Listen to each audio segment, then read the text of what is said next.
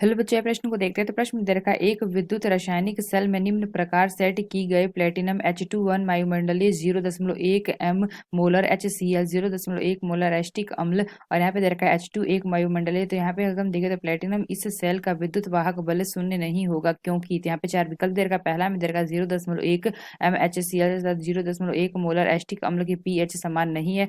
दूसरा अगर हम देखें, दूसरा में दे रखा है दोनों भागों में प्रयुक्त अलग अलग अम्ल अलग अलग है। और तीसरा अगर हम देखें सेल का विद्युत वाहक बल प्रयुक्त किए गए अम्लों की मोलरता पर निर्भर करता है। और चौथा देखें तो ये दे रखा है ताप स्थिर है। आइए मुख्य अवधारणा की चर्चा करते हैं। मुख्य अवधारणा, तो प्रश्न में से पूछा गया विद्युत वाहक बल शून्य नहीं होगा, क्योंकि यहाँ से अगर हम देखें तो यहाँ पे हमें क्या दे रखा है, तो यहाँ पे हमें प्लेटिनम दे रखा है। और यहाँ पे अगर हम देखें तो H2 जो कि हमारा क्या है, एक वायुमंडल यानी कि ATM।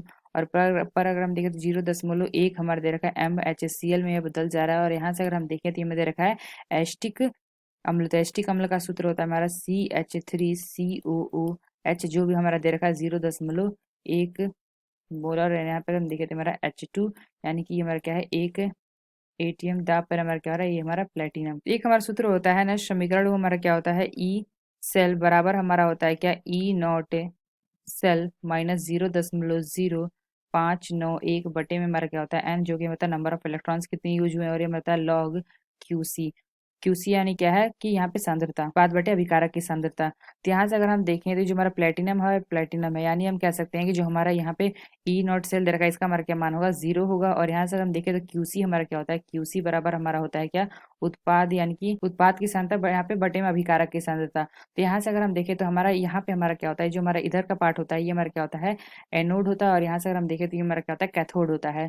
यानी हम कह सकते हैं यहाँ पे कि हमारा क्या हो जाएगा, एनोड की सांद्रता बटे में हमारा क्या हो जाएगा, कैथोड की सांद्रता। तो यहाँ पे हमने क्या देखा, जो हमारा E0 सेल है ये हमारा 0 होता है। लेकिन अगर हम देखें तो ई सेल बराबर हमारा क्या होता है, E0 = 0 होता है, यानी कि 0 ये नहीं हो सकता है। क्योंकि अगर हम देखें तो जो हमारा HCl है, यानी अगर हम देखें जो हमारा HCl होता है, इसका अगर हमें क्या देखें दे रखा है 0.1 मोलर। और यहाँ पे अगर हम देखें तो हमारा CH3COOH, इसका भी हमारा क्या दे रखा है 0.1 मोलर। यानी कि देखें दोनों हमारे समान है, लेकिन इसका अगर हम देखें मोलरता हमारा समान है, लेकिन हमारा इसका ई सेल हमारा 0 नहीं होगा। यानी कि अगर हम देखें तो हमारा क्या होता है, इसका जो हमारा पीएच होता है यानी कि पीएच मान, ये हमारा क्या होता है, समान नहीं होता है, समान नहीं होता है। क्योंकि अगर हम देखें जो हमारा HCl है ये हमारा क्या है, प्रबल अम्ल है। तो ये हमारा प्रबल अम्ल है। तो यहाँ देखिए जो हमारा पीएच होगा, इसका पीएच हमारा क्या होता है, 7 से बहुत छोटा होता है। अगर हम बात करते हैं CH3COOH की, तो ये हमारा क्या होता है, दुर्बल अम्ल होता है। जो कि अगर हम पीएच देखें तो हमारा क्या होता है, ज्यादा छोटा नहीं होता है। तो यानी हम कह सकते हैं कि जो हमारा पीएच है, पीएच मान हमारा क्या होगा, HCl का हमारा पीएच मान क्या होगा, छोटा होगा किससे,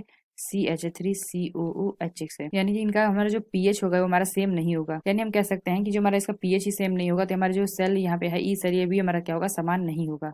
इसलिए हमारा क्या होगा यहाँ पे, इसी जो हमारा ई सेल क्या होगा, 0 नहीं आएगा। अगर हम देखें तो कौन सा विकल्प हमारा सही होगा, तो अगर हम पहला देखें तो पहला में दे रखा है 0.1 मोलर HCl तथा 0.1 मोलर एस्टिक अम्ल की पीएच समान नहीं होती है। तो यही हमने बताया यहाँ पे समान नहीं होता है। जो हमारा HCl होता है ये हमारा क्या होता है, लेस देन होता है CH3COOH से। हम कह सकते हैं जो हमारा पहला विकल्प है, यह विकल्प हमारा सही दे रखा है।